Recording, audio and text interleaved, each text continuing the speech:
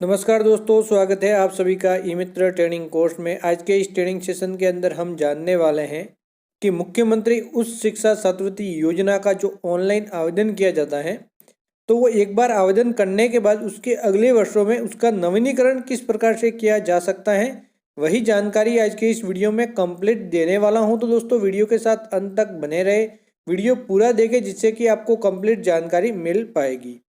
तो दोस्तों यहाँ पे क्या होता है कि आप अपने ई मित्र कियोस्क के माध्यम से किसी का भी मुख्यमंत्री उच्च शिक्षा छात्रवृत्ति योजना का ऑनलाइन आवेदन करते हैं। उसके बाद दोस्तों अगले वर्ष के अंदर जब वो बंदा आता है तो उसी फॉर्म का रिन्यू करना होता है। तो दोस्तों यहाँ पे जो नवीनीकरण करना है, आपने खुद के अपने ई मित्र से भरा है तो इसका नवीनीकरण का प्रोसेस अलग होगा। अगर किसी और ई मित्र कियोस्क के माध्यम से फॉर्म भरा गया है या फिर एसएसओ के माध्यम से फॉर्म भरा गया है तो फॉर्म भरने का तरीका अलग होगा। तो दोस्तों खुद के ई मित्र से भरा गया फॉर्म है तो उसके जो प्रोफाइल जनरेट है वो आपने ही की थी, यानी कि आपके ई मित्र कियोस्क की जो आईडी है उसी के अंदर उसकी प्रोफाइल सेव होती है। लेकिन उसने अगर एसएसओ या फिर किसी अन्य ई मित्र से फॉर्म भरा है तो उसकी जो प्रोफाइल सेव है वो एसएसओ पोर्टल पे है या फिर जिस ई मित्र से भरा उसके पीसी के अंदर सेव है। तो आपको कुछ नहीं करना, दोनों फॉर्म में फ़र्क मात्र इतना होता है कि खुद के ई मित्र का फॉर्म के अंदर प्रोफाइल आप ही के अंदर है और दूसरे ई मित्र से भरा है उसकी प्रोफाइल है वो आपके अंदर ट्रांसफ़र करनी होती है। और जैसे ही दोस्तों आप प्रोफाइल को ट्रांसफ़र करते हैं तो फॉर्म दोनों बराबर हो जाता है। उसके बाद फॉर्म भरने का तरीका सेम रहता है। तो मैं पहले प्रोफाइल ट्रांसफ़र करना एक बार आपको बता दूंगा, उसके बाद की प्रक्रिया में आपको समझ में आ जाएगी। तो दोस्तों वीडियो स्टार्ट करें उससे पहले दोस्तों ये जानना भी जरूरी है कि इसके अंदर क्या क्या डॉक्यूमेंट लगेंगे। तो यहाँ पे दोस्तों इसके अंदर जो जो डॉक्यूमेंट लगते हैं वो पहला तो होता है आधार कार्ड, दूसरा होता है जन आधार कार्ड, तीसरा होता है दोस्तों आय प्रमाण पत्र, चौथा होता है जो बैंक डायरी, पांचवा होता है अंतिम जो परीक्षा उत्तीर्ण की है उसकी अंक तालिका। उसके अलावा दोस्तों एक शपथ पत्र लगता है और फीस की रसीद। ये सारे डॉक्यूमेंट है जो आपके पास होने चाहिए ऑनलाइन आवेदन करने से पहले। ये डॉक्यूमेंट नहीं है दोस्तों नवीनीकरण के लिए तो आप नवीनीकरण नहीं कर सकते। तो ये सभी डॉक्यूमेंट नवीनीकरण के लिए अनिवार्य होते तो पहले आपके पास ये डॉक्यूमेंट होने अनिवार्य है। तो दोस्तों आय प्रमाण पत्र का फॉर्मेट और दोस्तों शपथ पत्र का फॉर्मेट के लिए इसी वीडियो के नीचे लिंक दे रहा हूँ, तो वहाँ पे आपको ये दोनों को दोनों फॉर्मेट मिल जाएंगे।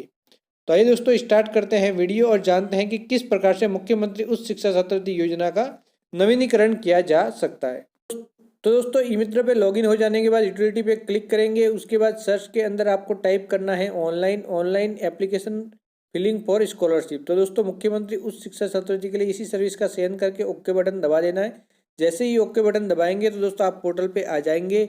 उसके बाद कंटिन्यू पे क्लिक करेंगे और आप इस पोर्टल पे आ जाएंगे। उसके बाद दोस्तों आप न्यू पे क्लिक करेंगे, न्यू एप्लीकेशन पे। उसके बाद आधार कार्ड संख्या यहाँ पे दर्ज करके सर्च पे क्लिक करेंगे। जैसे ही सर्च पे क्लिक करेंगे तो दोस्तों हम क्लिक करते हैं, ये आप देख सकते हैं ये प्रोफाइल है। ये दोस्तों प्रोफाइल डायरेक्टली आ जाएगी अगर आपने खुद ने आपके ई मित्र से पहले फॉर्म भरा था तो ये प्रोफाइल अपने आप आ जाती है। अगर आपने पहले कभी भी फॉर्म भरा है तो आगे जो तीर का निशान दिखाई दे रहा है वहां पे क्लिक करेंगे तो ऑप्शन ओपन हो जाएंगे। अब दोस्तों इस फॉर्म को अब यहीं पे रोक लेते हैं। अब उस फॉर्म को एक बार मैं आपको ओपन करके बताता हूँ जो किसी और ई मित्र या फिर एसएसओ से भरा गया है, उसके बाद यहीं पे हम वापस आ जाएंगे। तो इसके लिए दोस्तों क्या करेंगे, हम वापस इसी प्रोसेस को फॉलो करेंगे। तो यहाँ पे थोड़ा सा अंतर होगा, न्यू पे जाएंगे, उसके बाद आधार कार्ड संख्या दर्ज करेंगे स्कॉलरशिप का जिसका फॉर्म भरना है। उसके बाद सर्च पे क्लिक करेंगे तो उसकी प्रोफाइल ना आके उसके जन आधार कार्ड संख्या मांगे जाएंगे। तो यहाँ पे थोड़ा सा अंतर है, आपके ई मित्र से भरा गया है पहले उसके अंदर और आप दूसरे ई मित्र से, फिर सर्च पे क्लिक करेंगे तो अब दोस्तों देख सकते हैं यहाँ पे जन आधार कार्ड संख्या मांगे जा रहे हैं। यहाँ पे जो आवेदक है उसके जन आधार कार्ड संख्या आप एंटर करेंगे। जन आधार कार्ड संख्या एंटर करने के बाद वैलिडेशन पे क्लिक करेंगे और उसके परिवार के सभी सदस्यों की डिटेल आ जाएगी और उसका फॉर्म कहाँ से भरा गया वह भी दिखाने लग जाएगा। तो यहाँ पे मैं जन आधार कार्ड संख्या डाल के वैलिडेशन पे क्लिक करता हूँ। जैसे ही वैलिडेशन पे क्लिक करूंगा दोस्तों तो यहाँ पे इस परिवार के सभी सदस्य दिखाई देने लग जाएंगे। उसमें से उस सदस्य का चयन करना जिसका फॉर्म भरना है और फिंगरप्रिंट लगाएंगे और उसकी जो प्रोफाइल है वो आपके ई मित्र पे ट्रांसफर हो जाएगी। तो हमें यहाँ पे थोड़ी देर इंतजार करते हैं जब तक कि परिवार के सभी सदस्य दिखाई देने नहीं लग जाते। उसके बाद दोस्तों ये परिवार के सभी सदस्य हैं, अब इसका फॉर्म भरना है तो इसकी जो है क्लिक करेंगे। यहाँ पे आगे नाम पे रेड कलर में बताएंगे पहले से फॉर्म भरा गया है तो। उसके बाद दोस्तों यहाँ पे इसके आधार कार्ड संख्या डालेंगे और आधार कार्ड संख्या डालने के बाद ओके बटन पे क्लिक करेंगे और उसके बाद फिंगरप्रिंट लगाएंगे और इसकी प्रोफाइल है वो आपके ई मित्र पे ट्रांसफर हो जाएंगे। तो ये प्रोसेस एक बार मैं कंप्लीट कर लेता हूँ। उसके बाद दोस्तों आगे की प्रक्रिया जो आपके खुद के ई मित्र से भरा गया पहले वाला फॉर्म और आपके किसी और ई मित्र से भरा हुआ फॉर्म की दोनों का प्रोसेस सेम होता है। तो अब दोस्तों हम वापस वहीं पे चले जाते हैं। अब दोस्तों दोनों सेम हो गए, प्रोफाइल आपके अंदर ट्रांसफर हो गई है, दूसरे ईमेल से भरा गया। अब दोस्तों जैसे ही आप यहाँ पे आधार कार्ड संख्या डाल के आगे बढ़ेंगे तो उसी तरह से वापस प्रोफाइल आएगी और प्रोफाइल के बाद आप फॉर्म भर लेंगे। तो दोस्तों यहाँ पे हम पहले आधार कार्ड संख्या डालते हैं, उसके बाद नवीनीकरण का फॉर्म भरना भी मैं आपको बता देता हूँ। तो सर्च पे क्लिक किया, प्रोफाइल आ गई। इस प्रोफाइल को पहले आप आई अपडेट करेंगे। आई अपडेट करने के लिए दोस्तों आप यहाँ पे क्लिक करेंगे। यहाँ पे क्लिक करते ही यहाँ पे डिटेल आ जाएगी। डिटेल आ जाने के बाद दोस्तों यहाँ पे आ गई है डिटेल। यहाँ पे परिवार की आय मांगी जाएंगी कि इस वर्ष परिवार की आय कितनी है। तो यहाँ पे आय डाल देंगे कि परिवार की वार्षिक आय इतनी है। तो यहाँ पे मैं आय एंटर कर लेता हूँ। आय एंटर करने के बाद आपका खाता जनधन प्रकार का है या फिर नहीं, तो यस नो यहाँ पे दबा देंगे। यस नो लेने के बाद दोस्तों यहाँ पे अगर जनधन का है तो यस लेंगे, वरना नो। उसके बाद बैंक शाखा कहाँ की है वो ले लेंगे। बैंक शाखा कहाँ की है वो लेने के बाद दोस्तों आप क्या करेंगे, जो आय प्रमाण पत्र है 1 पेज वाला वो अपलोड कर लेंगे। इसका फॉर्मेट किस प्रकार से होता है वो यहीं पे दिया, और डाउनलोड इनकम सर्टिफिकेट का यहाँ पे नीचे देख सकते हैं। तो यहाँ से आप इसको ले लेंगे। तो यहाँ पे हमने इसको सूज फाइल में किया, हमारा पहले से स्कैन है, तो इसको मैं एक बार यहाँ पे अपलोड कर लेता हूँ। सूज फाइल में क्लिक किया, ये आए हैं, इसको मैं ओपन कर लेता हूँ। उसके बाद दोस्तों मैं क्या करूँगा दोस्तों, यहाँ पे अंत में यहाँ पे क्लिक करूँगा और सबमिट बटन दबा दूंगा, फिर यस दबाऊंगा। और जैसे ही यस दबाऊंगा तो यहाँ पे इसका जो है अपडेट, प्रोफाइल अपडेट सक्सेसफुली हो जाएगी। उसके बाद दोस्तों वापस मैं डैशबोर्ड पे आऊँगा और यहाँ पे वापस आवेदक के आधार कार्ड संख्या दर्ज करूँगा। तो दोस्तों जैसे ही आधार कार्ड की संख्या दर्ज करके सर्च पे क्लिक करूंगा, उसकी जो प्रोफाइल है मेरी स्क्रीन के ऊपर दिखाई देने लग जाएगी। और इस बार जैसे मैं पे क्लिक करेंगे तो आपका अगले वाला ऑप्शन ओपन हो जाएगा, जो भाग सेकंड है छात्रवृत्ति आवेदन का। तो यहाँ पे वापस आवेदक के फिंगरप्रिंट स्कैन कर लेंगे। जैसे ही सक्सेसफुली स्कैन हो जाएगा तो छात्रवृत्ति योजना दिखाई देने लग जाएगी, मुख्यमंत्री उच्च शिक्षा छात्रवृत्ति योजना।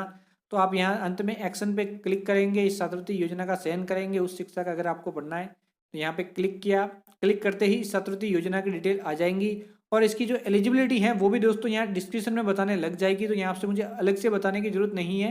यहाँ पे देख सकते हैं पात्रता लिखी हुई है, तो नीचे देगा 60% अंक उत्तीर्ण हो तभी यहाँ पे ये बेनिफिट मिलता है। यानी कि माध्यमिक शिक्षा राजस्थान बोर्ड की 12th परीक्षा में 60% अंक प्राप्त किए हो और उसके बाद भी लगातार 60% अंक प्राप्त करने वाला और 2.5 लाख रुपए सालाना इनकम वाला यहाँ पे आवेदन कर सकता है। उसके बाद नेक्स्ट बटन दबाएंगे दोस्तों। एलिजिबिलिटी यहाँ से आप देख लें, यहाँ पे कंप्लीट एलिजिबिलिटी लिखी हुई है, आपको और मुझे नहीं लगता अलग से बताने की जरूरत है। उसके बाद दोस्तों जैसे ही नेक्स्ट बटन दबाएंगे तो यहाँ पे डिटेल आ जाएगी। दोस्तों पहली बार आवेदन कर रहे हैं तो 10+2 लेंगे और या फ्रेश पे क्लिक करेंगे।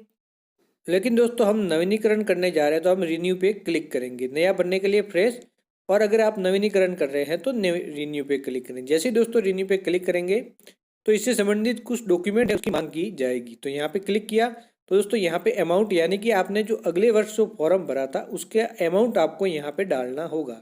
तो आपने कितनी फीस अगले वर्ष की जो छात्रवृत्ति आई थी उसके अंदर आपने फॉर्म भरा था, उसके अंदर कितने आपका अमाउंट यानी कि कितनी छात्रवृत्ति आपको मिली थी वो अमाउंट आप यहाँ पे डाल देंगे। वह अमाउंट डालने के बाद दोस्तों आपको एक डॉक्यूमेंट अपलोड करना होगा। तो हम यहाँ सबसे पहले अमाउंट डाल देते हैं। ये अमाउंट डाल दिया कि अगले वर्ष मुझे इतनी छात्रवृत्ति आई थी। तो ये आप अपनी बैंक डायरी में देख के कंफर्म कर सकते हैं कि कितनी छात्रवृत्ति आपको प्राप्त हुई थी।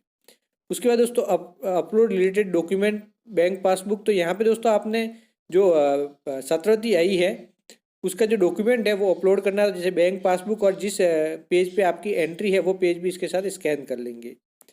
उसके अलावा दोस्तों यहाँ पे उसके बाद आगे बढ़ेंगे और आगे यहाँ पे सबसे पहले यूनिवर्सिटी का चयन करेंगे। जैसे नया फॉर्म भरते हैं वैसे ही आगे का प्रोसेस रहता है दोस्तों। तो यहाँ पे हम एक एक करके डिटेल ले लेते हैं। उसके बाद दोस्तों कॉलेज ले लेंगे, उसके बाद कोर्स ले लेंगे, फिर ईयर जैसे सेकंड ईयर, ये फर्स्ट ईयर में हमने पहली बार पढ़ा, अब सेकंड ईयर में पढ़ रहे हैं। उसके बाद कौन सी दिनांक का ये आपने प्रवेश लिया था वो पढ़ लेंगे, तो वो प्रवेश की दिनांक पढ़ लेते हैं। उसके बाद दोस्तों अंतिम परीक्षा जो उत्तीर्ण की थी उसके अंदर कितने प्रतिशत अंक प्राप्त किए वो लिख लेंगे। उसके बाद दोस्तों अंतिम वर्ष जो परीक्षा उत्तीर्ण की थी उसके रोल नंबर यहाँ पे लिख लेंगे। तो यहाँ पे रोल नंबर लिखने के बाद अंत में आप प्रतिशत अंक भी डाल देंगे। तो यहाँ पे मैं रोल नंबर लिख लेता हूँ एक बार दोस्तों। ये मैंने रोल नंबर एंटर कर लिए। रोल नंबर एंटर हो जाने के बाद दोस्तों यहाँ पे दोस्तों आपको अंतिम वर्ष जो परीक्षा उत्तीर्ण की थी वो लिखना है कि कौन से ईयर के अंदर आपने परीक्षा उत्तीर्ण, फर्स्ट ईयर उत्तीर्ण किया, तो मैं यहाँ पे फर्स्ट ईयर लिख लूँगा, BA first year, BSc first year, जो भी है वो लिख लूँगा। यहाँ पे आपने अंतिम वर्ष में कितने प्रतिशत प्राप्त किया, तो यहाँ पे हमारे मामले में 60% है। 60 से कम वाला आवेदन कर ही नहीं सकता, ये भी आपको ध्यान रखना है। फिर अंतिम परीक्षा जो उत्तीर्ण की है उसकी मार्कशीट आप यहाँ सूच फाइल में जाके अपलोड कर लेंगे। मार्कशीट अपलोड करने के बाद क्या आप चालू वर्ष में कोई अन्य छात्रवृत्ति का लाभ लिया है तो हाँ ले लेंगे, अगर नहीं लिया तो नो ले लें। अगर आप नो लेंगे दोस्तों, हाँ लेंगे तो आप इसके अंदर आवेदन कर ही नहीं पाएंगे। अगर नो लेंगे तो आपको एक वो शपथ पत्र मैंने कहा था वो आप यहाँ पे शपथ पत्र अपलोड कर लेंगे। उसके बाद क्या आप विशेष योग्यजन हैं, अगर आप विकलांग हैं तो हाँ ले लेंगे, वरना फिर आपको नो लेना होगा। तो इस मामलों में विकलांग नहीं है तो मैं नो ले लेता हूँ। उसके बाद दोस्तों शुल्क का विवरण है, तो अलग अलग शुल्कें होती है, जैसे प्रवेश शुल्क, नामांकन शुल्क, शैक्षणिक शुल्क। तो ये सभी शुल्क आप एक एक करके सभी की सभी डिटेल भर लेंगे।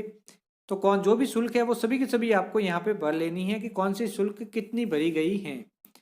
ये सभी शुल्क भरने के बाद दोस्तों आपको यहाँ पे फीस की रसीद भी अपलोड कर लेनी है। तो ये मैंने सभी शुल्कें भर ली अलग अलग। तो ये आप कॉलेज से कंफर्म कर सकते हैं कौन से कॉलम के अंदर कितनी शुल्क भरनी है। इसके अंदर कॉलेज से आपको पूरी जानकारी मिल जाती है, तो वो कॉलेज से बंदा आपके पास ये जानकारी लेके ही आएगा। उसके बाद दोस्तों रसीद की कुल राशि कितनी बनती है वो सभी, जैसे जितने कॉलम में जो राशि भरी उसका कुल योग यहाँ पे नीचे लिख लेंगे, रसीद का कुल राशि। उसके बाद जो आपने रसीद ली है, जितनी भी रसीद जो फीस की उसकी सभी रसीदों को आप अपलोड कर लेंगे शुल्क की। तो यहाँ पे फीस की रसीद सभी अपलोड कर लेंगे। फीस की रसीद अपलोड हो चुकी है दोस्तों। उसके बाद अंत में आप इसको सबमिट कर लेंगे। सबमिट करने के लिए दोस्तों आप क्या करेंगे, यहाँ अंत में यहाँ पे पॉइंटर है, यहाँ पे क्लिक कर लेंगे। उससे पहले दोस्तों यहाँ पे कुछ विशेष बिंदु हैं उनको भी पढ़ लेंगे, जिससे कि आपको समझ में आ जाएगी इसके नियम के अंदर आपको किन बातों का विशेष ध्यान होगा। उसके बाद यहाँ पे टिक करके सबमिट पे क्लिक करेंगे, फिर यस दबाएंगे और आपका आवेदन सक्सेसफुली सबमिट हो जाएगा और आपको मैसेज भी मिल जाएगा कि आपका आवेदन सक्सेसफुली सबमिट हो गया है। तो दोस्तों ये तरीका था इसका ऑनलाइन आवेदन फॉर्म सबमिट करने का। आपको ये वीडियो पसंद आया है तो लाइक व शेयर करें। ऐसे ही और वीडियो के लिए आप हमारे चैनल को सब्सक्राइब करें, जिससे आने वाले समय में ऐसे ही और वीडियो आपको मिलेंगे। उस वीडियो को देख के आप अपना ज्ञान बढ़ा पाएंगे। तो बाय बाय दोस्तों।